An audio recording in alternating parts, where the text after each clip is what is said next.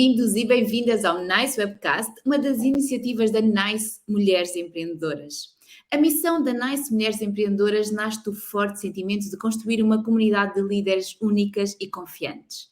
A NICE acredita que o maior poder de mudança acontece quando uma comunidade descobre o que é importante. E para a NICE o importante é construir uma comunidade onde todas as mulheres possam seguir as suas aspirações no empreendedorismo, na liderança e na vida.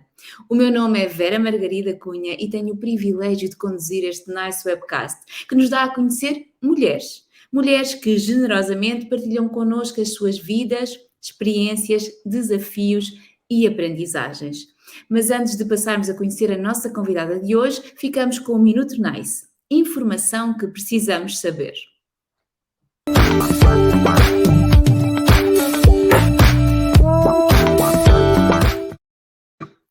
75% do trabalho de cuidado e trabalho doméstico não remunerado é feito por mulheres.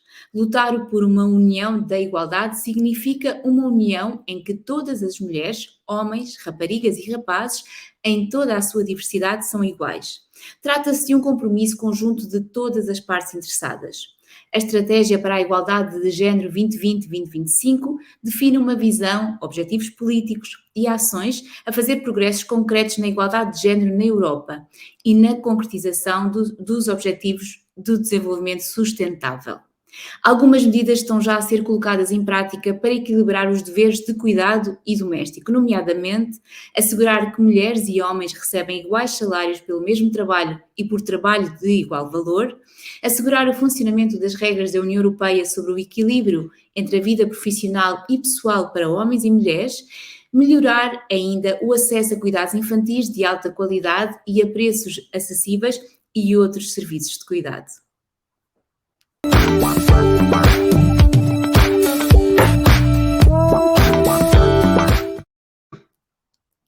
É empreendedora social, consultora, docente e formadora, fundadora da Pista Mágica e criadora da metodologia de capacitação em gestão de voluntariado CADEI, capacitação, diagnóstico, experimentação, impacto.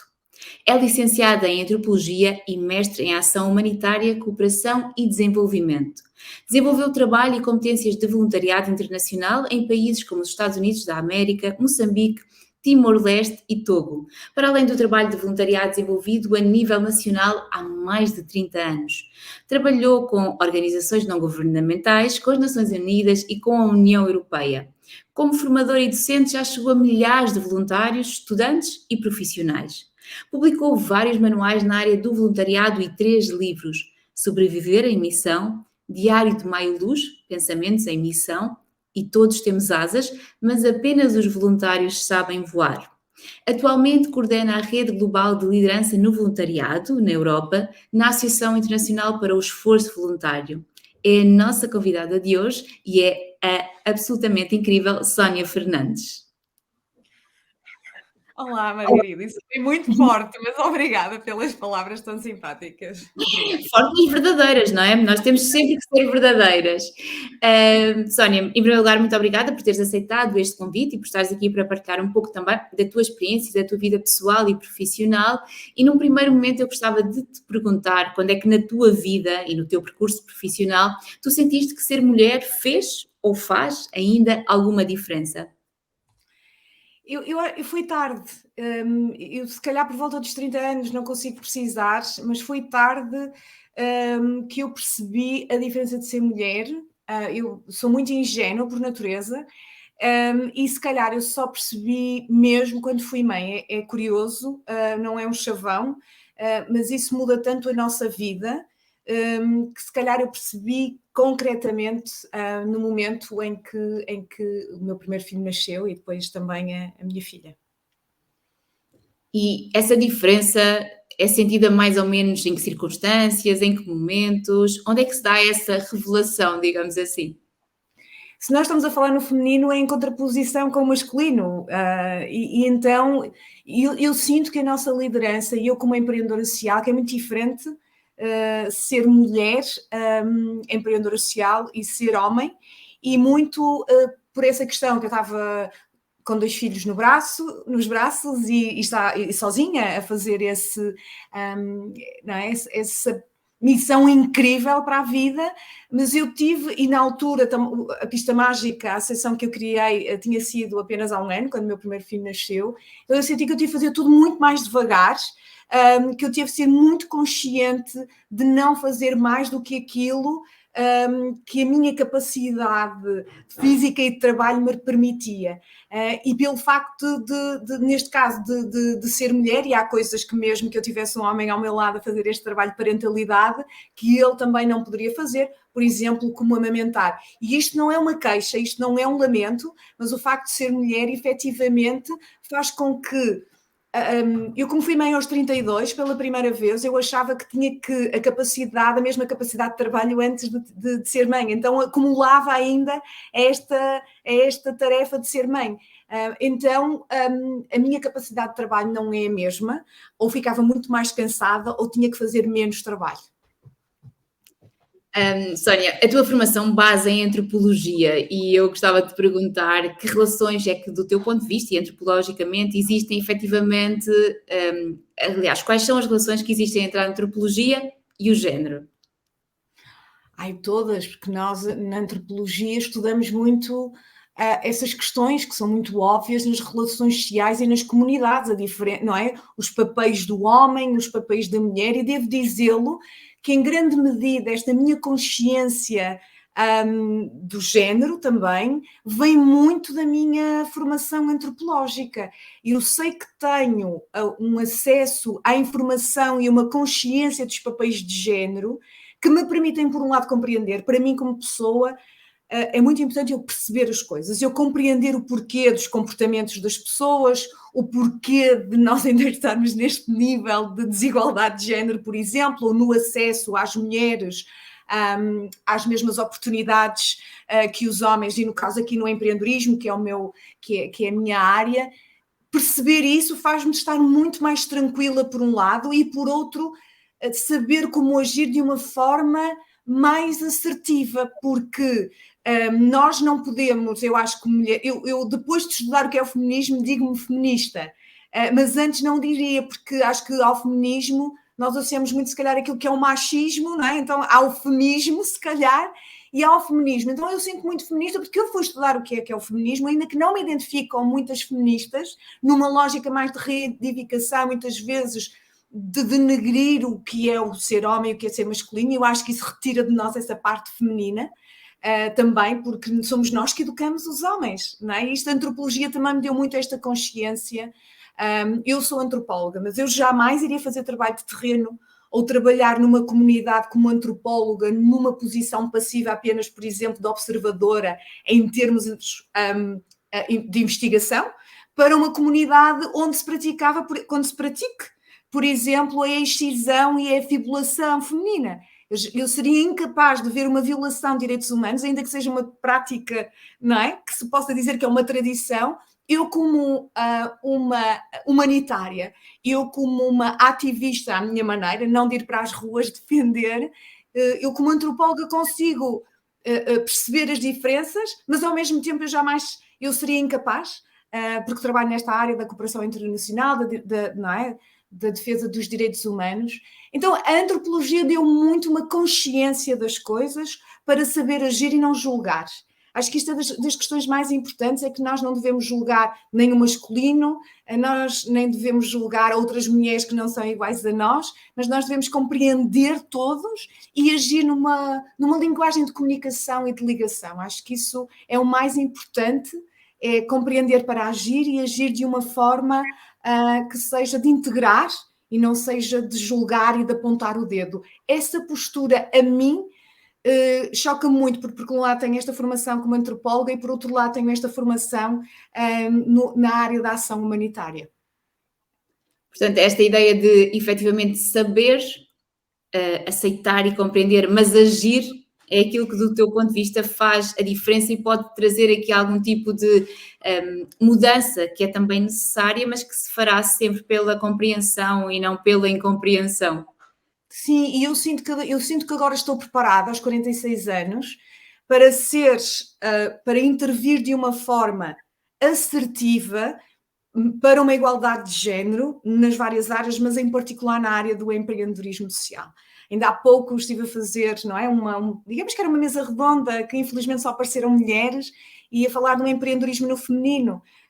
E é pena que os homens não tenham lá estado, porque eles fazem parte desta solução e eles também estão envolvidos nisto. O que eu acho que existe é que uma não consciencialização de que há ainda uma grande desigualdade de género por parte dos nossos, não é? Dos meus amigos homens. Eu percebo isso. E, portanto, eu não posso. Eu inicialmente fiquei um bocadinho chocada e triste, mas essa é a verdade e é a realidade. Então, o meu trabalho, eu sinto que agora estou preparada, é de fazer compreender, e não é fácil, porque só quem está nos sapatos de uma mulher é que percebe isso. E é difícil para um homem que não vive essas não é? Essas atitudes que vêm de uma sociedade patriarcal. E os antropólogos sabem que, não é? O planeta Terra em si vive dominado por uma sociedade ainda patriarcal. E só foi conhecida não é? Há já alguns anos, só uma sociedade matriarcal na China, que é raríssimo, e portanto não é norma. Mas como estamos habituados a esta sociedade patriarcal, não estamos, inclusive nós mulheres, e eu quando tinha 20 e tal anos não tinha consciência do quão o facto de eu ser mulher me era condicionada, inclusive profissionalmente eu era condicionada no meu trabalho. É exatamente esse ponto que eu ia pegar, porque tu falavas que às vezes os teus amigos homens não têm essa consciência, e eu iria provocatoriamente, claro, dizer que às vezes nem as nossas amigas, ou não amigas, mulheres. Portanto, esta consciência efetivamente de que existe, e há mil razões para tal, e nós podemos compreender dessa forma, mas existe, não é impensável em qualquer parte do mundo dizer-se que já não há qualquer impacto do género naquilo que é a vida e a oportunidade de cada um de nós. E eu iria pegar um pouco também por aí. Talvez isso tenha a ver com a maturidade, ou com uma maior capacidade de observar. Porque é que tu achas que só mais tarde, porque acontece muitas mulheres mais jovens assumirem e afirmarem, né, taxativamente, de que não existe igualdade nenhuma. Isto estará relacionado com o quê, da tua perspectiva? Eu acho que está relacionado com os padrões, com o ser aceitável, com as nossas mães e as nossas tias e as nossas avós prolongarem isso, também porque elas não têm consciência, porque numa sociedade patriarcal sempre foi feito dessa maneira. Então, e que não se fala sobre esses aspectos, e quando não se tem consciência deles, eu dizia que não sofri nunca atitudes em termos profissionais que revelavam um preconceito de género. E se calhar esses homens nem acham que é um preconceito. É uma realidade de que as mulheres são mais assim. E assim, ainda há pouco nessa, digamos, nessa mesa redonda em que nós estávamos mulheres, houve uma mulher que reproduziu algo que está sempre a ser dito, e nós não temos consciência que nós fazemos mantra daquilo que é dito e passamos a acreditar. E é aquela velha história de que algo que não é verdadeiro, retido muitas vezes, torna-se uma verdade. E uma dessas coisas é que as mulheres, quando são muitas mulheres juntas, a trabalhar juntas, é sempre muito complicado, porque, não é? Depois têm atitudes e que até se tratam mal umas às outras, que são más umas com as outras.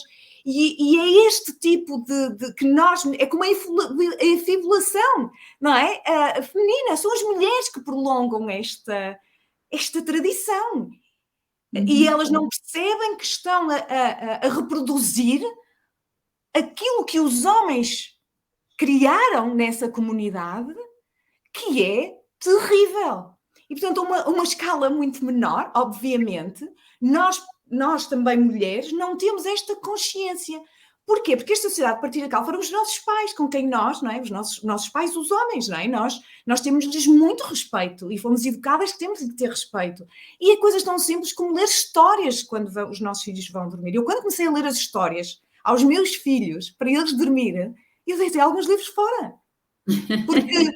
Porque eu tornei consciente de que a história da princesa que é beijada pelo príncipe, tão frágil, não é? Que ia morrer e que foi o príncipe salvá-la e que foram felizes para sempre, por exemplo, e outras, não é? Esta história do amor romântico, não é? E da fragilidade da mulher e de que o herói é sempre, não é, o homem, ou quando é uma mulher é diferente e é sempre dada esta tónica de enorme fragilidade e quase de uma incapacidade, e daqui poderíamos dizer muitas coisas.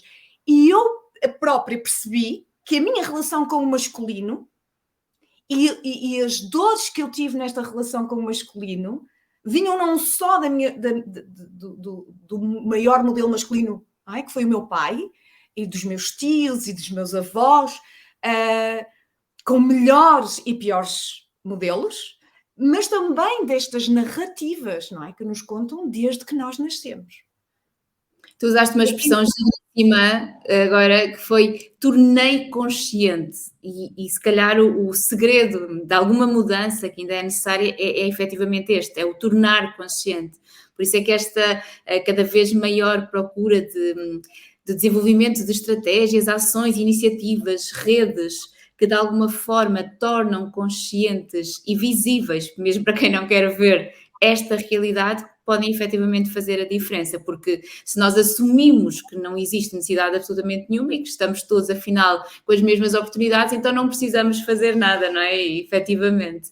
E esta expressão que tu utilizaste foi muito interessante, o tornei consciente. Para mim, de repente, tornou-se visível que estas narrativas continuam a ser transmitidas regularmente e depois, claro, nós assumimos-las como a narrativa. É preciso muito esforço para questionar esta realidade, não é? A partir do momento em que nós não temos razões para o fazer, se calhar acabamos por não fazê-lo. Sónia, uma das tuas paixões é claramente o voluntariado. Fala-nos um pouco sobre como é que o voluntariado surge na tua vida e como é que ele de repente se torna a tua vida. Eu tenho alguns anos atrás contado esta minha narrativa, inclusive um bocadinho de história de vida. E não o faço por uma questão de... porque quero falar sobre mim, porque até sou muito reservada nesse aspecto, por natureza, não por uma decisão racional, mas por natureza. Mas tenho percebido que é importante outras pessoas... eu gosto muito de ler histórias de vida, adoro ver séries biográficas, adoro perceber histórias de vida, e no nosso dia-a-dia nós gostamos de conhecer as pessoas dos outros e de haver pontos de ligação. Então eu conto isto numa fase da vida em que eu estou muito bem comigo e com o meu passado e com as dores desse passado. E eu, na verdade, nasci num ambiente familiar muito difícil, onde havia uma violência contínua, e, portanto, eu acredito que desde que eu estava na barriga da minha mãe, eu já tinha receio de um ambiente exterior e por isso tentei evitar sair, não é? Adiei esta minha saída, esta é a teoria também da minha mãe, e, portanto, eu viver num meio hostil desde criança, fez-me criar uma série de ferramentas e uma delas foi a empatia, e eu sinto que a empatia ao ter sofrido, não é, com esta violência, com a agressividade, eu posso dizer claramente, eu tinha um pai alcoólico, muito violento com a minha mãe, e desde muito criança eu assumi um papel de proteção da mulher mais importante da minha vida, que era a minha mãe e que era a minha protetora, mas que eu via nela uma vulnerabilidade tal, e estas questões de género também mexem connosco, não é? Quando nós percebemos que o masculino tem uma força física que traz com ele também essa parte biológica e que nós, mulheres, generalizando, não podemos competir com essa força muscular que eles têm e que ainda por cima a sociedade lhes outorga esse poder. E isto criou em mim uma empatia de ao ver o sofrimento nos outros, eu conseguia ligar com esse meu sofrimento. E eu diria que há um excesso de empatia até. Como é que eu consigo lidar com eu ao ver o outro sofrer? É como se eu estivesse a viver a dor do outro. E o voluntariado, para mim, foi a forma de eu conseguir, inclusive, não focar na dor, seja a minha, não é? Seja a do outro, mas estar orientada para a solução, no colmatar dessa dor, desse sofrimento. E, em resumo, da vulnerabilidade. Porque eu resumo o voluntariado é agir na resolução de um problema na comunidade, e que é uma vulnerabilidade, seja de uma pessoa, seja da natureza, etc. E, portanto, para mim, o voluntariado foi uma ferramenta de evolução, até eu diria espiritual, de, ao me focar na solução, eu não estava focada no que estava a sentir. E isso permitiu-me sentir, inclusive, ter uma noção de eficácia pessoal, porque eu sentia que a minha forma de agir diminuía o sofrimento, essa situação de vulnerabilidade, nem que fosse por instantes, por aquela hora em que eu estava a fazer voluntariado, e porque o foco não era no sentir, era na transformação dessa vulnerabilidade. Então, o voluntariado tem essa magia, tem esse poder incrível de também, quando tu estás a ajudar os outros, tu estás-te a ajudar a ti neste processo também de lidares com a tua vida, com o teu passado, com o perdão de quem, inadvertidamente muitas vezes, que não queria provocar essa dor, mas porque vivia uma dor interior e não sabia lidar com ela. Histórias de vida também terríveis. Lá está, essa compreensão leva-te ao perdão, mas o perdão por si só pode não te levar a tu sanares a tua dor interior. E o voluntariado transforma isso em aquilo que o Dalai Lama diz muito bem, em compaixão. E eu, com paixão pela ação humanitária, pelo outro, os estudos científicos dizem que quem faz voluntariado, em vários países do mundo, em várias geografias, todos os cientistas chegam a conclusões muito semelhantes, que, resumindo, quem faz voluntariado tem melhor qualidade de vida, tem maior esperança de vida, vive mais anos e é mais feliz. Portanto, os químicos que são produzidos dentro de nós, e aquilo que eu estou a dizer não é diferente de outras pessoas. Lá está, pode não ser consciente isto, mas isto acontece às pessoas que fazem um voluntariado e que lhes dá este sentido de eficácia na mudança para um mundo melhor e também para si. Por isso é que eu defendo que o voluntariado é altamente egoísta, só que há este equilíbrio entre eu diminuir, não é, as desigualdades no mundo, por exemplo, e eu também estou a empoderar-me internamente e a ser uma pessoa mais equilibrada interiormente. Isso é um percurso incrível, não é? De crescimento, de impacto, de tornar real e depois, de alguma forma, te tornares embaixadora de voluntariado, no sentido de fazeres com que mais pessoas tenham a oportunidade também de o usar como ferramenta de intervenção e de crescimento. E isso terá sido também muito que te levou a fundares a Pista Mágica e o teu programa de capacitação. Queres falar-nos um pouco sobre isso, o impacto que tem? Como é que foi? E associado, claro, à questão da Pista Mágica e à fundação da Pista Mágica, este processo de empreendedorismo social e a forma como esse percurso foi acontecendo. Sim, eu posso fazer assim só uma viagem muito rápida. Eu tendo nascido neste meio, como te disse, com pessoas que me amavam. E pessoas que me amavam à sua maneira e que elas próprias tentavam lidar com as suas dores. Na verdade, eu deixei de ser criança. Eu não pude ser criança e muito cedo eu deixei de ter que brincar. E para quê? Para tentar cuidar, inclusive, dos adultos que estavam à minha volta. Quando entrei nos escoteiros aos 14 anos, os escoteiros devolveram-me a minha infância.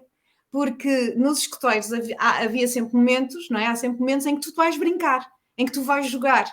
E ao ter que haver uma hora da brincadeira, eu fui recuperar, ainda há tempo, com 14 anos, esse meu lado de criança, porque eu afastei-me dele muito cedo, não é? Eu tive que dizer assim, olha, agora já não dá, porque há que ser adulto mais rápido. E nos escoteiros foi mágico, porque eu via os meus chefes de 70, 80 anos a brincarem connosco. E, portanto, esse lado de criança, esse lado infantil, o lado da brincadeira, não tem idade. E tu, não é, recuperares essa tua criança que estava ali, não é, escondida há alguns anos, não é? Foi muito transformador. E aí comecei a fazer voluntariado.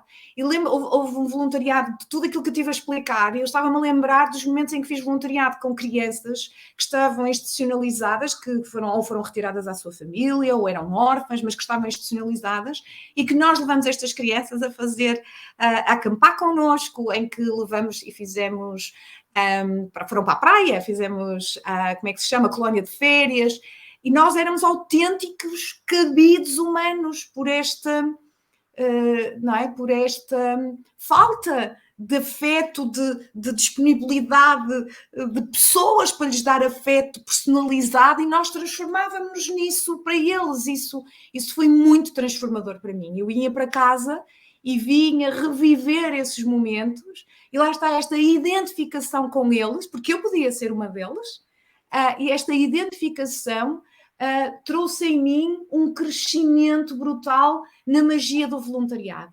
Quando eu fiz o curso de Antropologia, na faculdade organizei várias atividades, como o primeiro Congresso de Estudantes de Antropologia em Portugal, um congresso de ação humanitária, porque passei a ser voluntária dos Médicos do Mundo, porque tinha um mentor meu, um professor de Antropologia, o Paulo Castro Seixas, e ele levou-me para ser voluntária nos Médicos do Mundo, e mais tarde, quando eu acabei o curso, eu passei a trabalhar na Delegação Norte dos Médicos do Mundo, digamos que profissionalizei, não é, a Delegação Norte, que era um sítio onde de vez em quando se realizavam umas atividades, e aí o voluntariado foi chave, e depois eu conheci o Dalai Lama porque nos Médicos do Mundo convocaram um jovem que fosse representante do voluntariado. Eu fui-lhe fazer uma pergunta, eu era entre 6 portugueses em 2001 que lhe fizemos uma pergunta, daí, não é, conhecer o meu currículo e levaram-me, não é, tive uma bolsa de estudo para ir para os Estados Unidos fazer voluntariado e ter formação em voluntariado em 2002, tive um mês em Washington DC, isso foi foi incrível essa formação.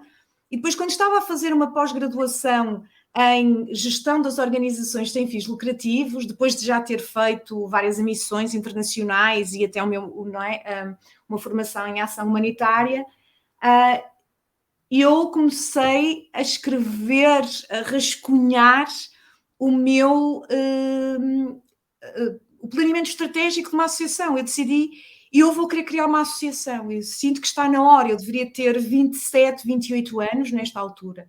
E então, sem pressa, comecei, porque li um livro que foi extraordinário para mim, foi agora esqueci-me do nome dele, mas é um livro que era um audiolivro que era, em brasileiro, era Administração das Organizações Sem Fins Lucrativos, do Peter Drucker, agora lembrei-me, e ele era um guru da gestão, mas não apenas da gestão empresarial, também das organizações do terceiro setor.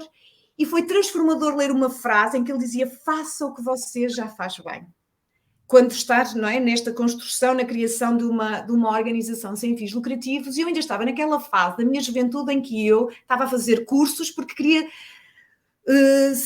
queria aprender coisas novas, mas quando eu já sabia fazer aquela coisa bem, disse, então agora vou fazer outro curso e vou aprender a fazer outra coisa, não é? Ou vou aprender uma outra língua, agora vou fazer um outro curso. E então eu queria abraçar o mundo, até que quando li o livro do Peter Drucker, disse, não, esta é a altura de eu me especializar. Mas eu quero criar uma organização que possa contribuir para um mundo melhor. Qual é o denominador comum? E o denominador comum em tudo o que eu tinha feito nas várias áreas era o voluntariado. E ele dizia, faça o que já faça bem, mas há alguma coisa que seja relevante, não é? Eu costumo dizer que eu tenho um dom, ou melhor, algo que poucas pessoas fazem, que é conseguir tocar com a minha língua no meu cotovelo. Ora, isto é uma coisa que poucas pessoas fazem, mas não é relevante para transformar o mundo, não é? Se eu quisesse ser artista circense, poderia ter alguma utilidade. Mas eu percebi que o voluntariado era este denominador comum e que eu tinha competências e que tinha desenvolvido e que eu era apaixonada, porque não é possível nós sermos empreendedores sociais se não formos apaixonados por aquilo que fazemos, se não acreditamos com todo o nosso coração naquilo que fazemos e que pode haver uma mudança com isso que estamos a fazer. Então eu apresentei a minha carta de missão na altura, já estava, não é? já tinha criado a delegação, havia 11 colaboradores assalariados, 100 voluntários. Eu disse, ok, isto é o momento agora eu, não é? Sair, e fui como voluntária das Nações Unidas, de novo para Timor-Leste, que eu tinha lá estado a implementar um projeto de saúde materno-infantil, e eu fui lá com a missão de perceber se tinha tido impacto, porque eu sempre fui muito obcecada por fazer, mas ter impacto. Não fazer para cumprir calendário de projetos financiados. E eu fui lá, fui com as Nações Unidas fazer voluntariado, lá está, e fui viver outra vez, estar na base da pirâmide, porque nós, quando estamos no topo da pirâmide, na tomada de decisões, na liderança, esquecemos muitas vezes o que é estar nos sapatos das pessoas que nós lideramos. E eu quis ir fazer esse trabalho de soldado raso, entre aspas, e fui bater à porta, porque era do outro lado das Nações Unidas, fui bater à porta do Ministro da Saúde, com quem eu tinha estado a trabalhar num projeto em que lhe deixei um rascunho da replicação não é, das casas das mães, e que iam na terceira casa que já estavam a implementar, o que me deu um prazer enorme, e que ele me disse, e perguntei-lhe o que é que acha que fizemos bem, o que é que acha que não correu bem neste processo. Para mim é muito importante as lições aprendidas, o que é que correu bem, o que é que não correu mal, para daqui eu, nos próximos projetos que implemento, aprender com os erros, porque os erros são a matéria, não é, principal de aprendizagem. Para mim, pelo menos, são. Eu sei que tem um amigo que diz que há 2 formas de aprender na vida: pela compreensão e pela dor. Isto é, viver a coisa, perceber que não é daquela maneira. Eu também tenho a compreensão, mas eu preciso muito de aprender, de tirar as ilações e a aprendizagem dos erros, das falhas. E, portanto, daí comecei a fazer o rascunho do plano estratégico da Pista Mágica, e em 2008 foi criada, e já vão 14 anos, e pelo menos esse foi o processo de criação. Portanto, a certeza, a aprendizagem por tudo o que já tinhas feito, claramente, também, e a noção do impacto, porque isso acredito que realmente seja o que faz a diferença, porque quanto mais impacto nós criamos, também mais empoderados certamente nos sentiremos, e isso de alguma forma alimenta esta vontade de continuar a trabalhar para o voluntariado. Sónia, neste domínio do voluntariado, nesta área do voluntariado, a questão do género tem alguma implicação? Tu sentes a questão do género no voluntariado? Claro, e quando estava com as Nações Unidas, nesse aspecto, eles são muito organizados e estão muito conscientes da necessidade de prestação de contas, e era muito interessante quando eu olhava para uma parede e nós fomos sendo enviados voluntários para o terreno, e eles colocavam os gráficos de igualdade de género e do rácio de homens e mulheres, e aí o rácio é muito baixo. E no voluntariado, ser mulher na ação humanitária no terreno é difícil, porque há uma desproporção muito grande.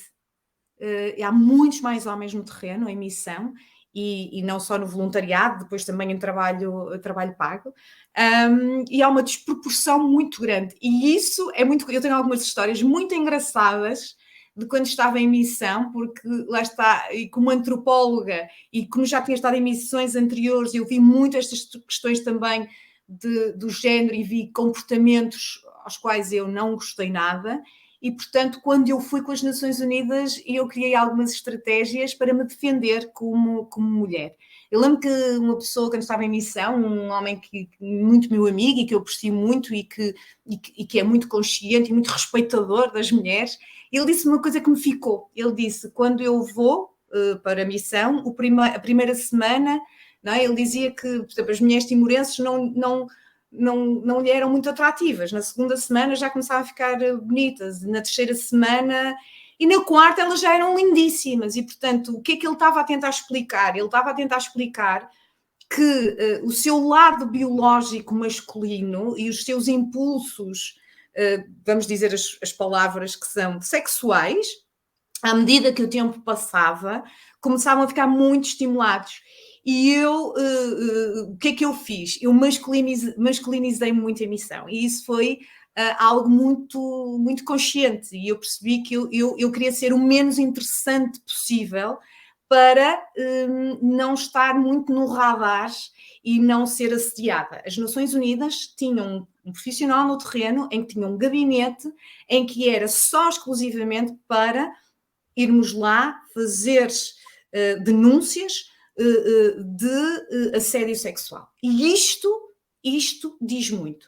E apesar das Nações Unidas terem muito bem oleado o sistema, no meu ponto de vista, para o reportar as situações, para agir nestas situações, para orientar as pessoas no terreno. Havia muitos capacetes azuis e, portanto, numa altura em que havia, não é? Havia deslocados internos em Timor-Leste, isso foi em 2006 e 2007, e, portanto, havia vários capacetes azuis, portanto, também o número de homens também muito por causa disto. E eram-lhes dadas orientações muito claras do que não deveriam fazer.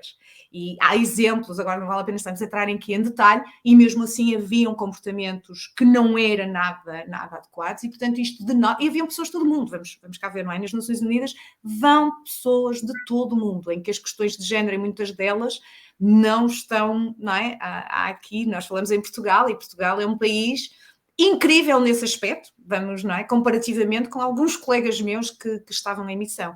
E, portanto, sim, eu senti muito isso, eu denunciei situações e eu defendi-me, por exemplo, masculinizando muito a roupa que eu usava, muito baggy, muito larga, pouco feminina, e eu que sou muito vaidosa, em missão tentei...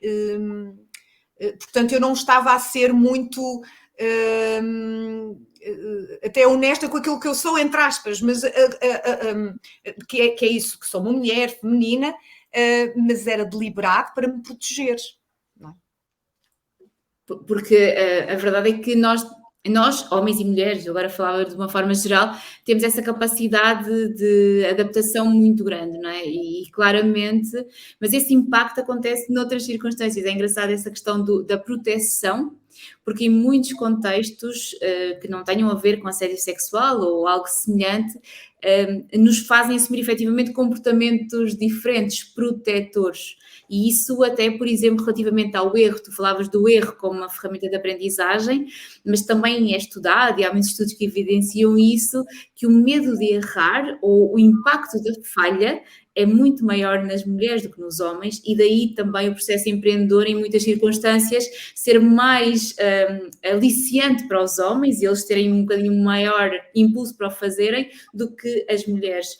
E eu achei muito interessante esta questão da proteção, porque efetivamente ela está relacionada com esta área em particular que estávamos a falar, mas depois com todas as outras. Há uma proteção que de alguma forma nos faz retrair, não é? E que depois não permite que o crescimento seja igual. No teu processo enquanto empreendedora social, em algum momento sentiste isso? Sentiste, se calhar, menor validação daquilo que tu procuravas, uma menor disponibilidade para acreditarem em ti, no teu projeto? Este processo empreendedor, como é que foi?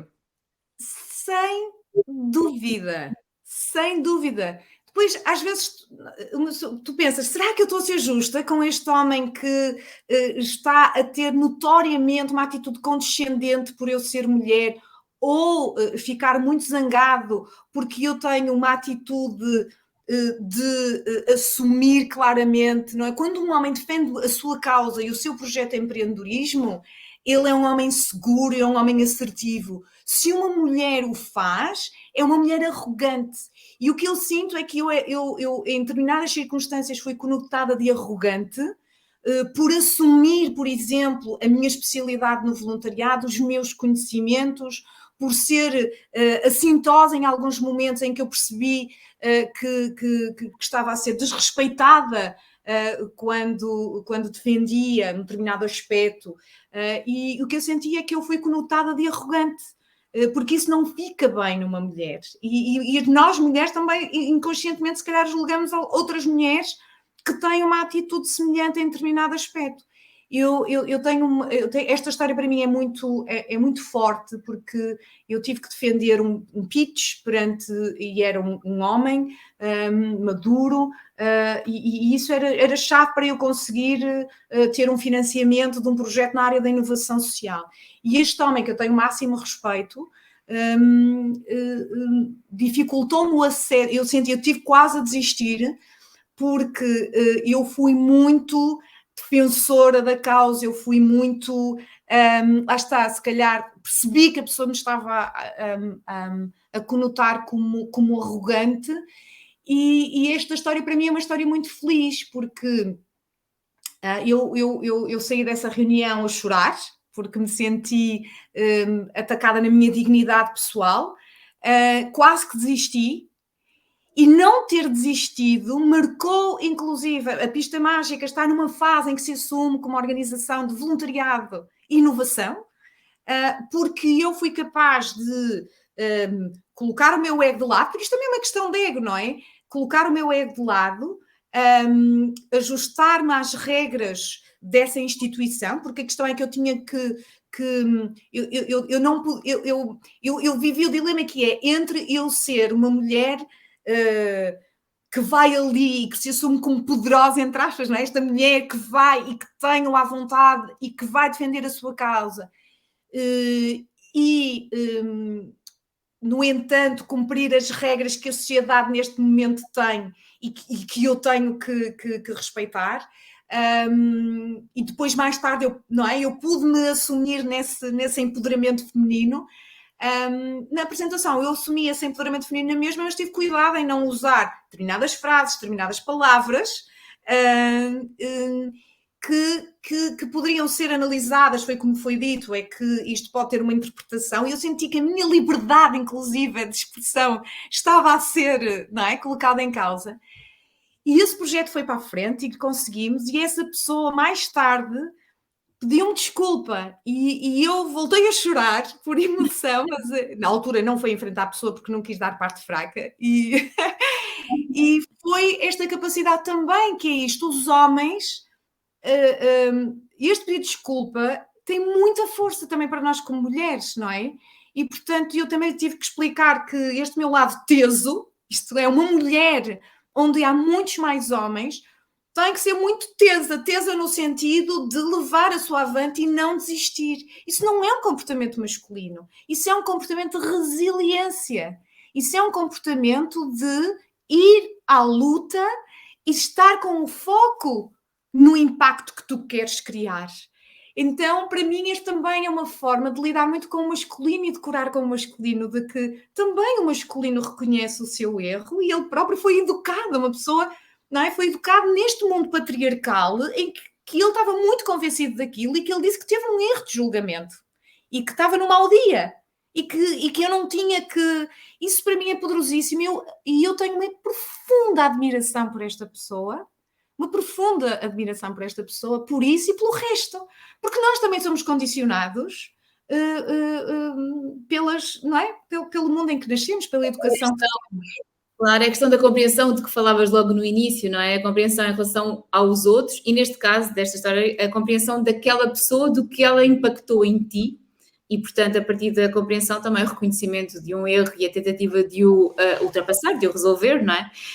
Porque a verdade é que muitas vezes não existe essa consciência. Eu acredito, e a realidade é essa, está tão enraizado que efetivamente as pessoas não têm consciência, não é claro o impacto que têm, nem a forma como estão a agir, o que é que está subjacente a tal, não é? Qual é a mensagem subliminar que muitas vezes é passada, mas a resiliência está lá e o importante é efetivamente isso. Sónia, tu tens muita experiência a lidar com muitas pessoas, o teu impacto na sociedade é claramente determinante.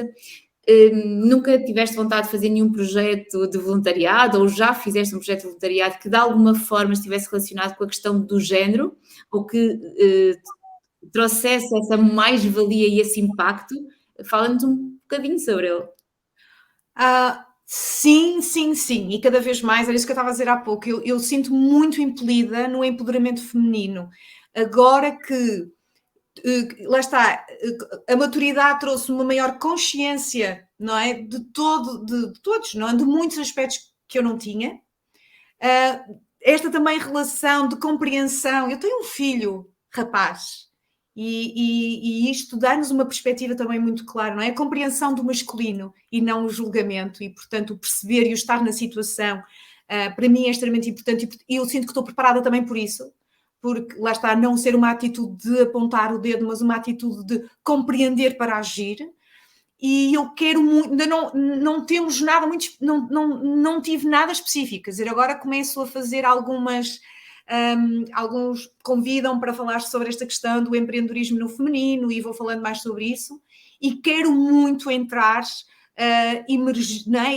entrar profundamente nesta área, mas não, nem no voluntariado, trabalhei em questões muito latas, mas nada muito específico sobre as questões no feminino, mas tenho muita vontade de ir entrar em coisas muito, muito concretas, de nós agirmos para uma mudança, acelerarmos a mudança. É isso o que eu defendo, onde eu entraria e que eu sei que posso entrar num projeto em que acredito e que acha que vai ter impacto, mas é todos os dias, também é o nosso mantra todos os dias, na relação com os nossos pares homens, na relação com as mulheres.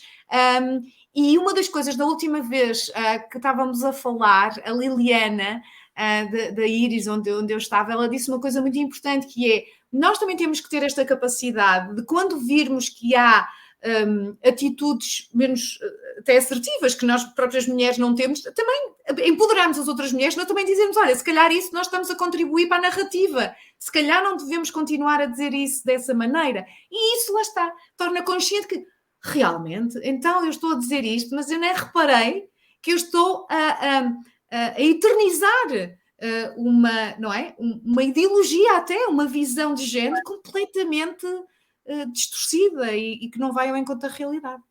Portanto, claramente todos e todas nós temos que ser voluntários, ativistas naquilo que é o trabalho para a igualdade de género. Portanto, é um trabalho de todos nós e próximo a todos nós.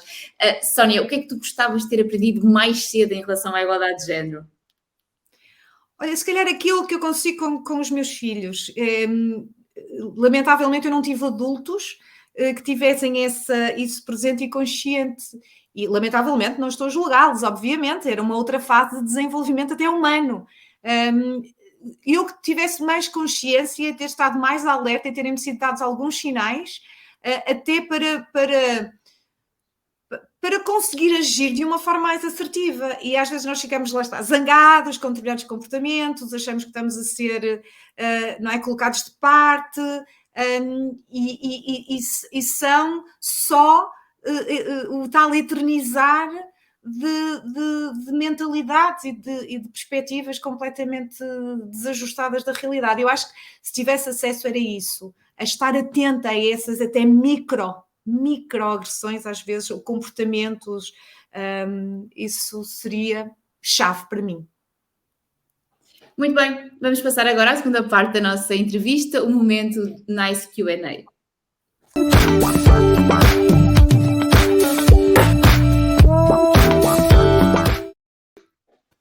Agora passamos aqui ao momento das perguntas rápidas e respostas rápidas. Sónia, qual é o livro da tua vida? A minha vida e as minhas experiências com a verdade. Esse é um livro que me marcou muito, do Gandhi. Qual é a frase da tua vida? Se calhar dizia aqui, adaptaria, juntas somos mais fortes. Temos que nos apoiar umas às outras e empoderarmos-nos. O poder da sororidade, sem dúvida. Sónia, quem é a mulher da tua vida? É a minha mãe. A tua característica mais empreendedora? A resiliência. O sonho para um futuro próximo? Ter um impacto global. Esse é o meu sonho, assim, neste momento mais que alimento mais. Uma forma de empoderar as mulheres? Fazê-las acreditar em si. E numa palavra, ser mulher é? Energia. Nós somos uma energia inesgotável, a da geração da vida. E eu acho que é esse o poder que muito cedo os homens perceberam e é por isso que nos tentaram fazer acreditar que não temos esse poder. Nós temos um poder incrível e a forma de controlar essa nossa energia inesgotável foi fazer com que nós não acreditemos nessa nossa força, porque nós temos uma energia inesgotável. E se dúvidas houvesse, bastaria assistir a esta conversa que acabámos de ter. Tu és efetivamente a representação dessa energia inesgotável. Sónia, muito obrigada pelo teu tempo, pela tua energia, pelo teu impacto, pelo trabalho que tens feito e vais continuar a fazer. Certamente fez e fará a diferença na vida de muitas pessoas e queremos acreditar também que quem assistir a esta entrevista ficará inspirado por ti a não deixar que esta energia inesgotável deixe de ser evidente e que alimente a nossa vida e a vida de quem nos rodeia. Muito, muito obrigada. Obrigada eu, foi espetacular estar convosco. Obrigada por acharem que eu podia trazer aqui algo interessante a este espaço que vocês têm, que é incrível, e continuem no que eu puder ser útil, contem comigo. Contaremos sempre contigo, com a pista mágica e com a tua energia inesgotável, que sabemos que ela existe e que está sempre preparada aí para contribuir, para agir e para ter impacto. Muito obrigada uma vez mais. Hoje estivemos connosco Sónia Fernandes, criadora da Pista Mágica, mas principalmente criadora de momentos mágicos no âmbito do voluntariado, no âmbito do impacto que cria na vida de com quem ela se rodeia, com quem ela lida. A verdade é que cada um de nós pode ser um agente ativo nesta mudança que procuramos e usar ferramentas como a resiliência, a energia e particularmente uma que a Sónia nos afirmou hoje ser diferenciadora, a compreensão ao invés do julgamento. É assim que nós conseguimos, com a empatia, mudar o mundo, tornar tudo muito mais consciente, perceber quais são as narrativas instaladas e tentar alterá-las. Estas são as mensagens que a Sónia nos deixou hoje e certamente elas têm impacto em cada um e em cada uma de nós. Muito obrigada por assistirem a mais um episódio do Nice Webcast. Nós voltamos a encontrar-nos no próximo episódio para conhecermos mais uma mulher cheia de energia e inspiradora. Muito obrigada.